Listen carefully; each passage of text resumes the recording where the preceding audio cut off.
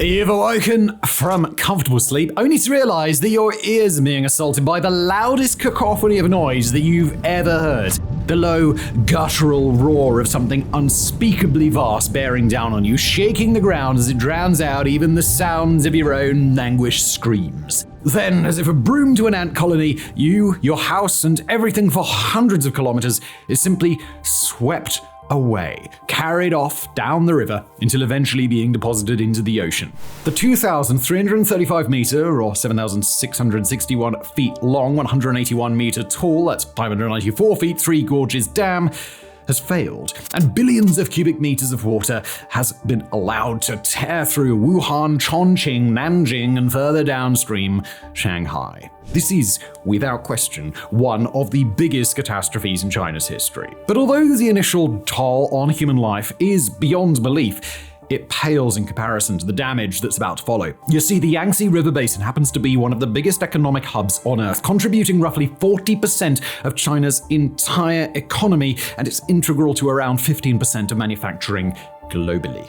Countless local and global industries, such as the medicinal, agricultural, and technological, are all at least partially based on the production that occurs in this region, and if work stops here, the consequences are quickly going to be felt everywhere. To put it bluntly, if the Yangtze River Basin manufacturing linchpin is broken, everyone is going to feel it in some way. Probably you, probably me, even if it's indirect. But it's not the loss of manufacturing that's the biggest immediate concern locally. It's rather that agriculture in the region is essential to keeping most of China fed.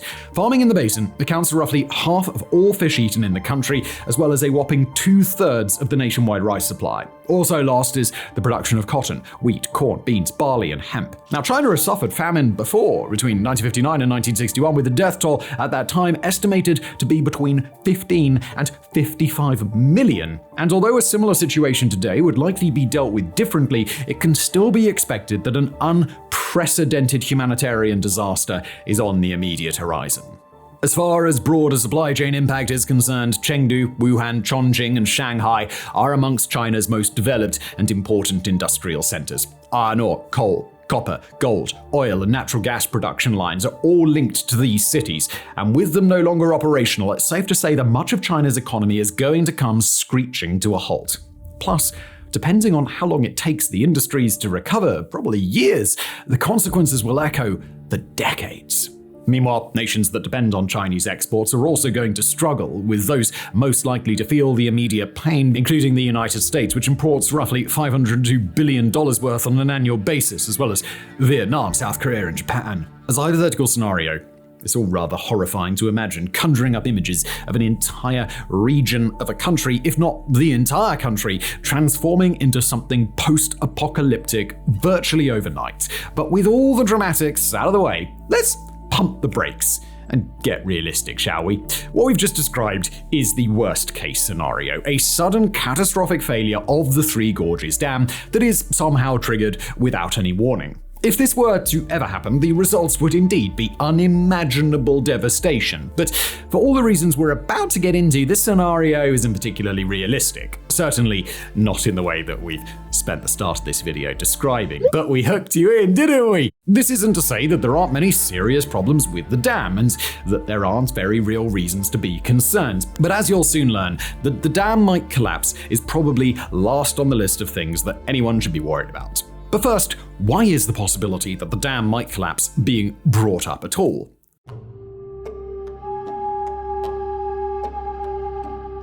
The Yangtze River is the convergence point of countless mini and major rivers in the area, including the Han, Xiang, and Gan rivers downstream from the Three Gorges Dam, as well as the Wu and Min rivers upstream, among countless others. These many rivers deposit their water into the Yangtze, which in turn flows 6,300 kilometers until it eventually opens up into the ocean.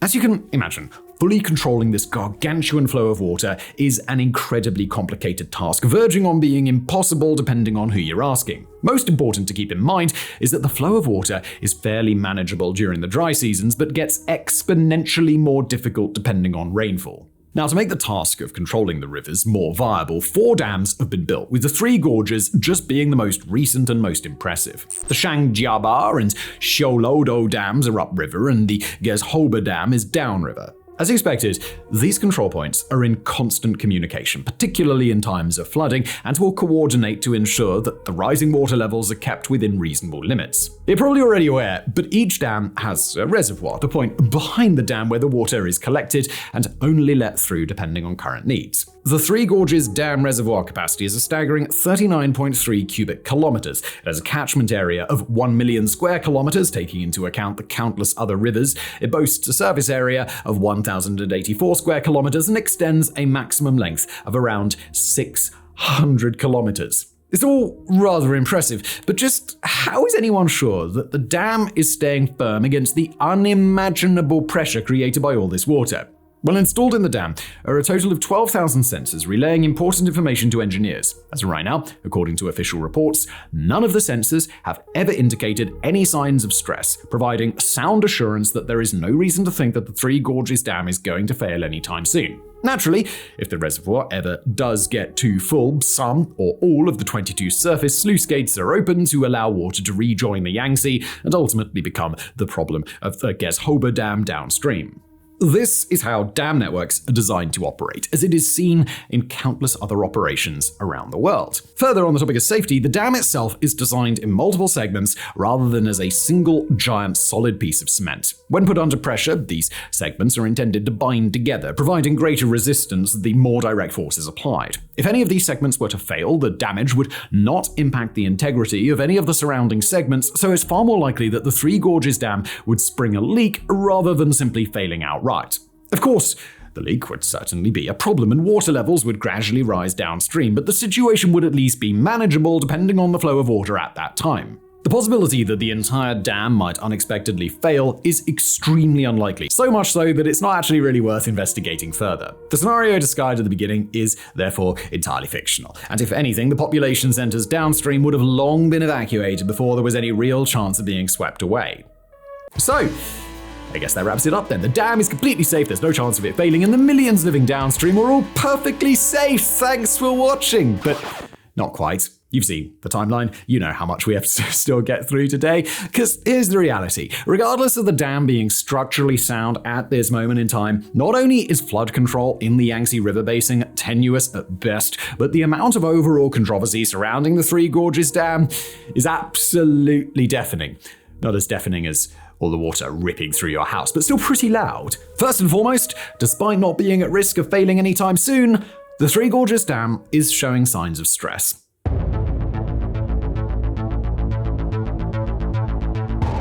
At the time the reservoir was originally filled in 2003, the Three Gorges Dam developed around 80 hairline fractures. This is all rather alarming, but in this case the cracks were nothing particularly concerning. It's expected that when dams first accept the full weight of a reservoir, there's going to be settling as the concrete structures bind together for the first time. In fact, most of the dams worldwide contain cracks to some extent, so pointing to hairline fractures in the Three Gorges Dam is nothing more than clickbait alarmism. With that being said, there is plenty of reason to be concerned about the events that unfolded in 2020, and not just because the dam showed additional signs of stress. Following record-high water levels in 2020, deformations of non-structural parts of the dam and seepage was widely reported. The Xinhua news agency officially made a report, quoting a dam operator who confirmed that the signs of stress were true. The deformation occurred after multiple waves of severe flood water from upstream crashed down onto the Three Gorges Dam at a rate of 61,000 cubic meters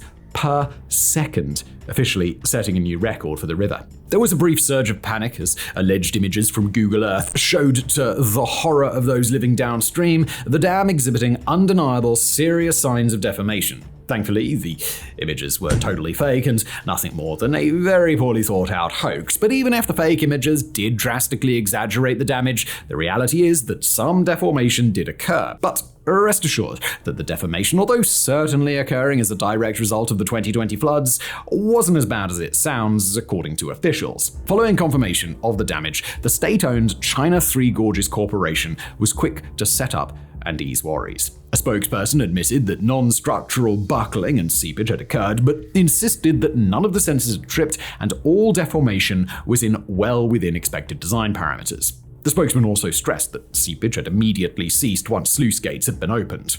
Wang Hao, a hydraulics expert from the Chinese Academy of Engineering, echoed the sentiments, declaring that all was well with the dam and that a flood twice the volume could be easily handled. But put a pin in that thought. Zhang Shuguang of the Three Gorge Hub Management Bureau was less subtle about his assurances, declaring that nothing in the next 500 years could come close to toppling the dam. He stressed that the dam's core design means that the weight of the concrete alone is enough to keep the water at bay, citing the additional details we've already learned regarding these cement segments packing together tighter under pressure. However, amongst all the reassurances, Zhang did drop one more very significant piece of information that will swiftly take us into the many problems with the dam, including some of the reasons the entire project is so controversial. Zhang said, in reference to the fact that the population living downstream of the dam did still experience serious flooding in 2020, that those living in the Yangtze River Basin cannot rely on the dam to prevent flooding, especially given that his priority is ensuring the safety of the dam above all else. As already discussed,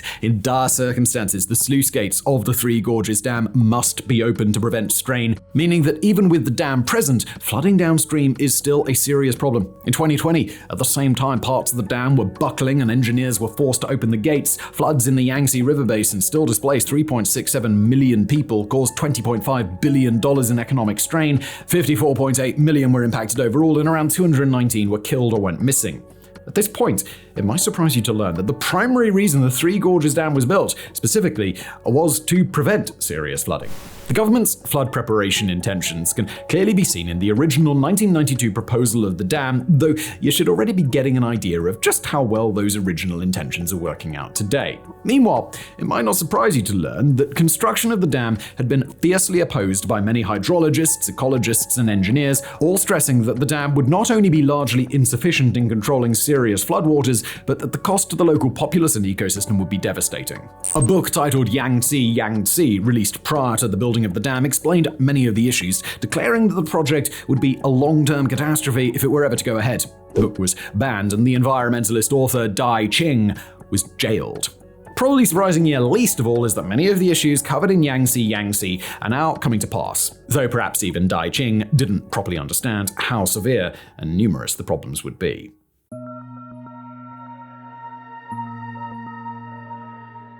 In 1954, an area of around 193,000 square kilometers in the Yangtze River Basin flooded, killing 33,169 and displacing around 18.9 million. Wuhan was completely uninhabited for over 3 months, and the Zhangguo Railway was inoperable for over 100 days. In 1998, the same area flooded a second time. Around 2,039 square kilometers of farmland was completely enveloped, drastically impacting agriculture. The lives of around 2.3 million people were impacted, and 1,526 were killed. Now, following the completion of the dam and the original filling of the reservoir in 2003, there were a number of occasions where the new dam was able to control increases in water flow. Significant rainfall in 2009 was handled admirably, and what may have otherwise been a more serious situation was brought under control. These successes were trumpeted as superior engineering overcoming Mother Nature, taming the environment, and making China a prosperous nation. Importantly, the water flow in this case was not particularly severe though. But then came 2020. The biggest reported flood in China for 60 years occurred, and the reservoir reached full capacity on multiple occasions. The sluice gates were opened several times to ease the strain, and Yichang, a city downstream, was extensively flooded. Authorities insisted that the situation would have been far worse had the dam not been present, but this did not stop a wave of criticism suggesting that when it had come down to it, the dam had clearly not been capable of dealing with any situation beyond the norm. In the case of the 2020 floods, the areas downstream of the Three Gorges Dam had already been struggling to maintain water levels, namely from the flow of water that had not originated in the controlled area behind the dam. Therefore, upon the sluice gates being opened out of necessity, the situation downstream had only been made drastically worse, as opposed to the dam actually offering any sort of relief. To put it bluntly, it was widely suggested that if rainfall ever exceeds a certain point, the Three Gorges Dam becomes a dangerous hindrance rather than providing any support. Now, we can't really say whether the situation was made worse by the dam, given that we are not hydrologists, but what we can say is that perceptions certainly aren't helped by statements made by various experts. Professor of Geography at the University of Alabama, David Shankman, was confident in saying that the Three Gorges Dam is completely incapable of dealing with severe floods. He said in an interview with CNN that, quoting here, "The dam is fully operational for many years now, and now we have the highest water level ever recorded."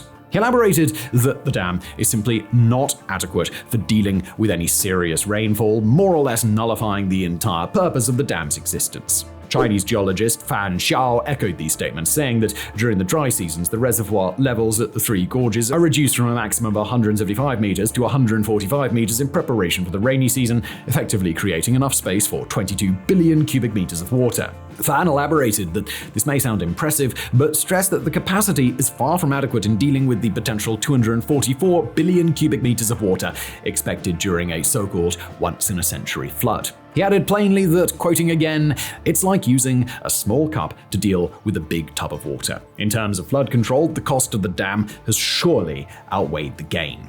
The quote ends. Associate Professor of Storage and Hydropower at the IHE Delft Institute for Water Education, Miroslav Marans, added that the problem isn't the dam itself, but rather that it's impossible to try and control the Yangtze River Basin, the third largest in the world by volume, using a dam alone. He said, very pointedly, that, quoting, "It's impossible to do it with just a dam."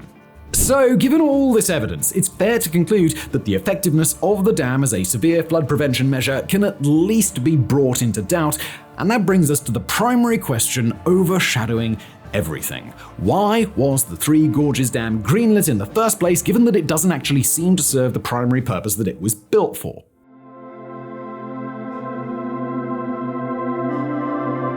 Mention of the dam across the Yangtze River dates back to 1919, with Sun Yat-sen, recognized as the founding father of modern China, envisioning a way to control the floods that devastated the communities living along the banks of the Yangtze River.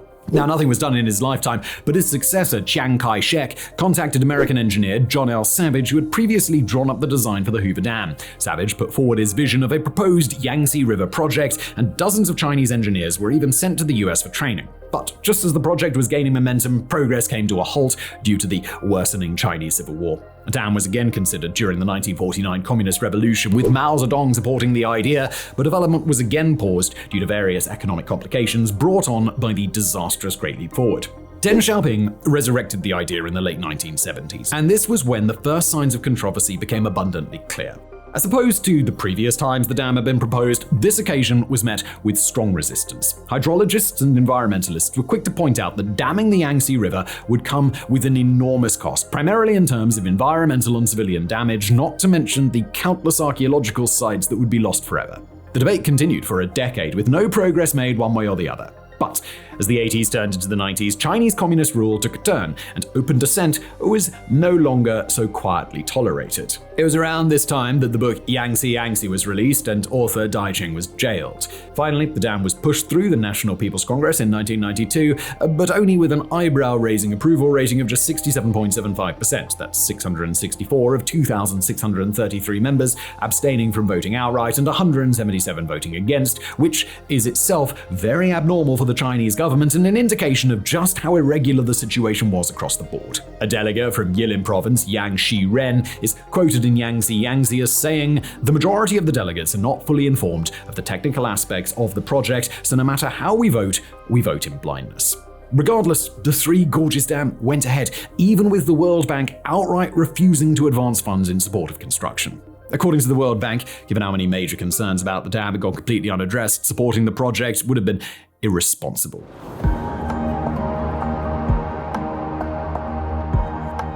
The dam itself is so vast, and the amount of water it displaces so immense that, as is often pointed out, the enormous redistribution of mass may be lengthening Earth days by 0.06 microseconds. This is due to the moment of inertia principle, whereby something spinning will increase or decrease in momentum based on the distribution of mass. If you've noticed how a spinning figure skater speeds up or slows down based on the extending or retracting of limbs, you're already familiar with how this works. Now, an increase in Earth days has never been recorded, so this is all entirely theoretical, but that the notion is even being brought up should put into perspective the absolutely gargantuan size of the project that we're talking about here. To not beat around the bush, creating a dam and reservoir of this size was never going to be simple, and was never not going to cause incalculable damage to both the environment and the lives of those living within the project perimeter. The simple reality is that everything that currently stands in a reservoir zone, human, animal, or otherwise, is either going to move or disappear forever.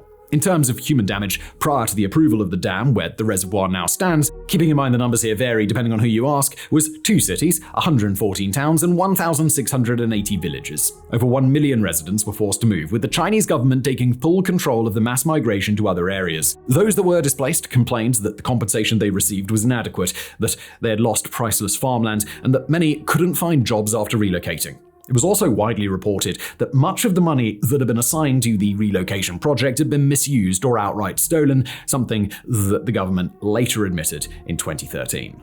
In regards to the impact on wildlife, the Yangtze River Basin is home to around 350 fish species, 145 amphibian species, 762 bird species, and 280 mammal species, including the giant panda. All of these groups have been impacted to some extent, some more than others. The biggest impact has been to the freshwater fish species, 27% of which are endangered. The Chinese paddlefish was declared extinct in 2022, having last been seen in 2003, just after the dam was fully operational. The baiji, a Chinese river dolphin, has also been declared extinct. The 3,000 to 4,000 remaining critically endangered Siberian cranes spend winter in the wetlands near the dam, most of which has now been completely submerged. The forested area, which previously covered around 20% of the region surrounding the dam, has decreased to 10%. Landslides are now also a regular occurrence, though this was expected and was a frequently raised red flag by countless geologists. With the banks of the gorge now saturated and rapidly eroding, landslides began to occur immediately after the reservoir reached 135 meters. Just weeks after the reservoir was filled, a landslide killed 24 people, destroyed 346 houses, and capsized 20 boats. In the first 4 months of 2010 alone, 97 notable landslides occurred, so many that it's genuinely difficult to separate which landslide caused which particular disaster. Next up, and perhaps most significant of all, is the situation unfolding with naturally occurring sedimentation. Now, not all of the information here is agreed on, so keep that in mind as we continue. Millions of tons of sediment is now being deposited into the river via erosion and landslides, and by extension, this sediment is being contained above the dam and restricted from flowing further downstream. The area in which the sediment is building up is quickly losing much of its biodiversity due to the sudden change in environment, itself a problem that may manifest in countless unpredictable ways. The riverbanks downstream, meanwhile, are now lacking the sediments that previously settled along the river and naturally strengthened the riverbanks. The result, keeping in mind the original purpose of the dam, is that riverbanks may now be steadily weakening over time and floods may start becoming more frequent than ever. As a kicker, Shanghai sits around 1,600 kilometers downstream from the Three Gorges Dam. The city was built on a sediment plain that has been gathering for centuries, collecting at the exit of the Yangtze River before it washes out to sea. This sediment plain may now be at risk, and although likely not an immediate problem, if these predictions are accurate, it may very well become a problem that future generations have to deal with. And lastly, the dam is located near 2 geographic fault lines, and the added pressure of billions of cubic meters of water is adding to an already precarious situation. Between the time the reservoir filled in 2003 up until 2009, the Chinese Earthquake Administration kept careful tabs on local activity. There were around 3,429 mini-quakes during that period, not devastating, but certainly more than the previous record of 94 between 2000 and 2003. Now, no one is suggesting that a serious earthquake may be triggered anytime soon, but this is just another concern among countless others.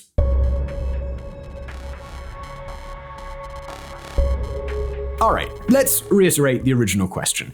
Is the dam at risk of failing? It should be fairly obvious that there is no pressing reason to think that the Three Gorges Dam is at risk of outright failing, if what the China Three Gorges Corporation is saying can be trusted. But once again, it should also be obvious that this is the wrong question to be asking. Instead, the real question is, what will happen to the Yangtze River Basin when the next major storm hits? The 2020 storm was one of the biggest in recorded history, and there is reason to believe that another, much bigger one may potentially be on the horizon. Just to be clear, it's not a matter of if another major storm will hit, but when and how big it will be. More to the point, if what's being said about lessening sedimentation along the riverbanks is true, it may not even take a particularly big storm for a serious disaster to unfold. With all that being said, and everything we've focused on so far, we've perhaps done a bit of a disservice to the dam itself. Regardless of everything else, there is no question that the Three Gorges Dam is truly an engineering and architectural masterpiece.